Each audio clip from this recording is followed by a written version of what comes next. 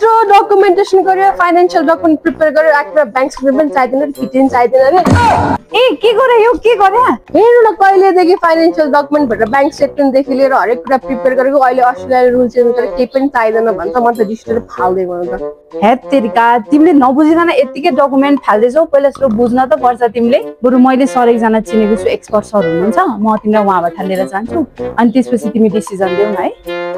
ल आऊ हैन मसँग जाऊ एक्सक्युज मी सर आऊ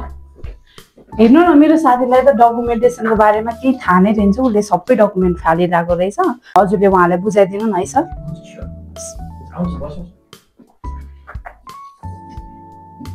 हजुर ल भन्नुस् न हजुरले के बुझ्नु भएन र किन फाल्नु भयो यो डकुमेन्ट्सहरु चाहिँ अस्ट्रेलियाको लागि फाइनान्शियल पनि चाहिदैन रे सर आइएलटीपी केही पनि चाहिदैन रे म त डकुमेन्ट्सहरु कलेक्ट गर्दा गर्दा फ्रस्ट्रेट भइसक्यो के गर्ने होला सर भनेपछि तपाई अस्ट्रेलियाको फाइनान्शियल र इंग्लिश प्रोफिसिएन्सी टेस्ट बारे कन्फ्युज हुनुहुन्छ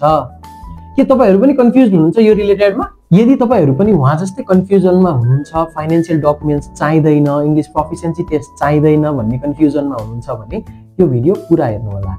अस्ट्रेलियाको युनिभर्सिटीको जेन्युइन स्टुडेन्टको क्राइटेरिया मिट गर्नलाई हजुरहरुले आफ्नो फाइनान्शियल डकुमेन्ट्स र इंग्लिश प्रोफिसिएन्सी टेस्ट आफ्नो कोर्सको रिक्वायरमेन्ट अनुसार फुलफिल गर्नुपर्ने हुनेछ यदि हजुरले यो दुईटा रिक्वायरमेन्ट फुलफिल गर्नु भएन भने हजुरको जेन्युइन स्टुडेन्ट रिफ्युजल पनि हुन सक्छ हजुरहरु पनि उहाँ जस्तै कन्फ्युजनमा हुनुहुन्छ financial documents English proficiency test related क्वेरीजहरु केही छ भने हजुरले थप जानकारीका लागि लिप इन्टरनेशनल कन्सल्ट भिजिट गर्न सक्नुहुन्छ